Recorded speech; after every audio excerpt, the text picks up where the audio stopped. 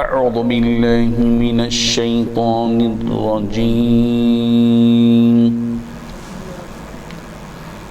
بسم الله الرحمن الرحيم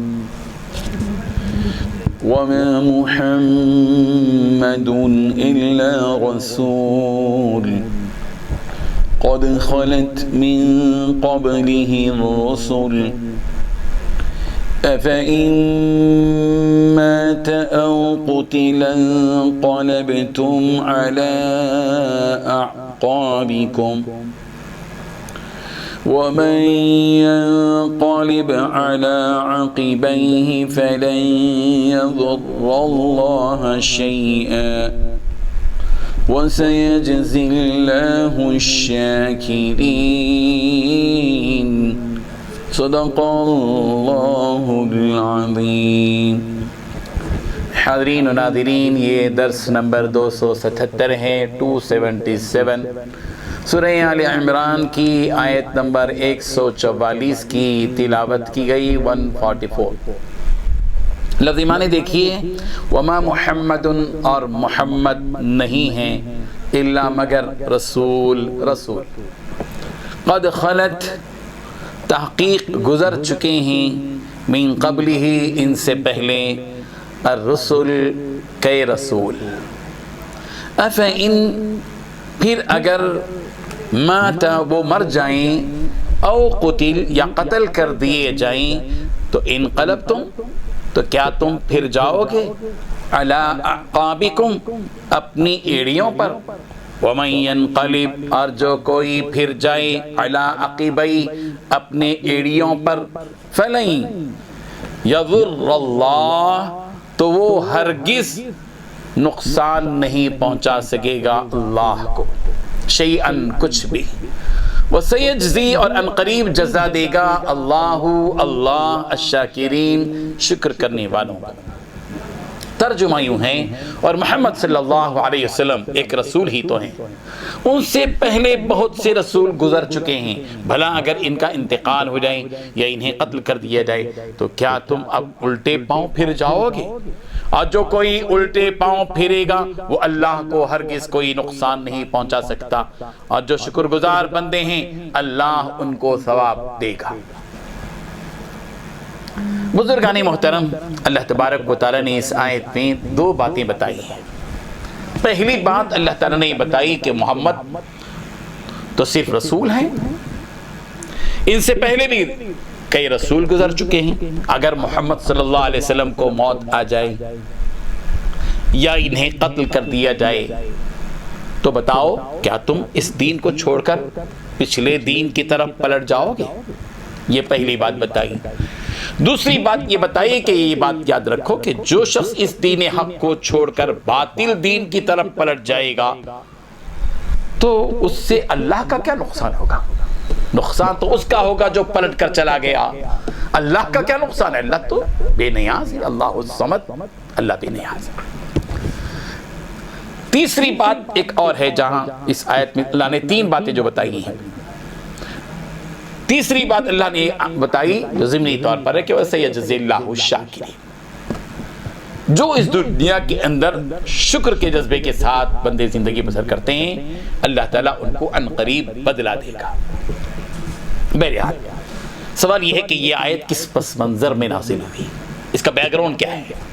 اصل میں جنگ احد میں یہ بات جنگ کے دوران مشہور ہو گئی کہ رسول رحمت صلی اللہ علیہ وسلم کی وفات ہو گئی ہے، اس لیے کہ مشرکین نے جب پہاڑ کے دامن کی جانب سے حملہ شروع کیا، افراد تفریح پھیل گئی تھی، تو اس وقت میں صحابہ کرام زخمی ہو رہے تھے اور عجیب حالات، کھلبلی سی مچ گئی تھی، تو اس وقت میں یہ بات مشہور ہو گئی کہ محمد صلی اللہ علیہ وسلم کا انتقال ہو گیا، نبی کریم حضرت محمد رسول اللہ کا انتقال ہو گیا۔ اللہ اللہ، ظاہر بات ہے کہ صحابہ کرام رضوان اللہ تعالی علیہم اجمعین کے دلوں میں نبی کریم صلی اللہ علیہ وسلم کی جو محبت تھی، جو عشق تھا، وہ بے مثال تھا۔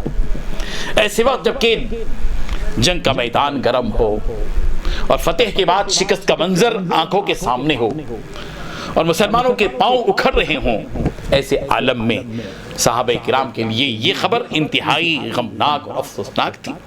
اس غلط خبر کے نتیجے میں صحابہ کرام کی ایک جماعت میدان جنگ سے ہٹنے لگی اور ایک کھلبلی سی مچ گئی۔ بعض منافقوں نے یہ بھی کہنا شروع کیا کہ محمد تو مقتول ہو گئے، لہذا تم اپنے پہلے دین کی طرف، پہلے دین کو اختیار کر لو، پرانے دین کو اختیار کر لو۔ یہ سچویشن تھی، یہ منظر تھا عجیب قسم کا وقتی طور پر۔ اتنے میں ایک آواز آئی، الیہ عباد اللہ، صحابہ کرام کے کانوں میں ایک آواز ٹکرائی، الیہ عباد اللہ، اللہ کے بندو میرے پاس آؤ۔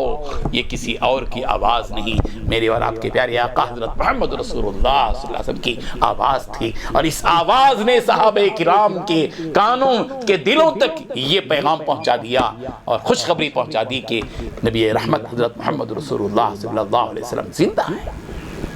اس آواز کی طرف صحابہ کرام رضوان اللہ تعالی علیہم اجمعین لپکے، جانثار سارے کے سارے سرکار کی طرف جمع ہونے والے لگے۔ حضرت کعب بن مالک رضی اللہ عنہ نے بلند آواز سے پکارا کہ خوشخبری سن لو، یہ رسول رحمت صلی اللہ علیہ وسلم تشریف فرما ہے۔ قرآن مجید کی آیت نازل ہوئی اسی موقع کے پر کہ وما محمد الا رسول، محمد تو صرف اللہ کے رسول ہے، قد خلت من قبلہ الرسل، آپ سے پہلے کئی رسول آئے اور چلے گئے اس دنیا سے، آدم آئے، حضرت نوح آئے، حضرت صالح آئے، حضرت آدم آئے، حضرت زکریا آئے، حضرت یحییٰ آئے، حضرت موسیٰ آئے، حضرت عیسیٰ آئے، حضرت سلیمان آئے، حضرت داؤد آئے، حضرت الیاس آئے، حضرت ابراہیم آئے، سارے پیغمبر آئے اور چلے گئے۔ سوال یہ ہے کہ اے لوگوں، کیا محمد عربی کے انتقال، محمد عربی اگر انتقال کر جائیں، وفات کر جائیں، یا یہ کہ قتل کر دیے جائیں، تو کیا تم الٹے پاؤں ایڑیوں کے بل واپس لوٹ جاؤ گے پرانے دین کی طرف، اپنا یہ دین چھوڑ دو گے؟ دین تو ہر حال میں زندہ ہے، دین تو ہر حال میں زندہ ہے، اور وہ پروردگار جس پر تم ایمان لائے ہو وہ تو حی القیوم ہے، زندہ جاوید ہے، اور اس نے جو دین بھیجا ہے وہ قیامت تک باقی ہے۔ تم پرانے دین کی طرف تھوڑی ہی لوٹ جاؤ گے۔ اس لیے ہمت ہارنے کی کوئی وقت نہیں ہے۔ ایسے حالات جب پیدا ہو جائیں تو تمہیں اپنے دین پر مضبوطی کے ساتھ قائم رہنا ہے، یہ ایک پیغام اس آیت کے ذریعے سے دیا گیا۔ اور دوسری بات یہ بھی بتا دی گئی، سبق دیا گیا کہ رسول رحمت حضم اللہ کے نبی اور رسول ہیں، ان کا فریضہ یہ ہے کہ وہ تمہیں دین کی دعوت دیں، تمہارا تزکیہ کریں، تمہاری تربیت کریں۔ اگر اللہ اپنے نبی کو اپنے پاس بلا لے اور اس دنیا سے آخرت کی طرف وہ منتقل ہو جائیں تو تمہارے دین سے تمہاری جو وابستگی ہے وہ وابستگی کمزور نہیں ہونی چاہیے۔ دین ہر حال میں باقی ہے، اللہ تعالیٰ کی الوہیت ہر حال میں باقی ہے، دین ہمیشہ غالب رہے گا۔ یہ دین غالب ہونے کے لیے آیا ہے، مغلوب ہونے کے لیے نہیں آیا ہے۔ اسی کے ساتھ ساتھ یہ حقیقت بھی بتلا دی کہ جو دین سے پھر جائے گا، جو اپنے دین سے پھر جائے گا، کیا وہ یہ سمجھتا ہے کہ اس سے اللہ کو کوئی نقصان پہنچے گا؟ فَلَنْ يَضُرَّ اللَّهَ شَيْئًا، اللہ کو وہ کوئی تکلیف نہیں پہنچائے گا۔ جو دین سے پھرے گا، پھرنے والے کا نتیجہ پھر جائے گا، پھرنے والے کو نقصان ہوگا۔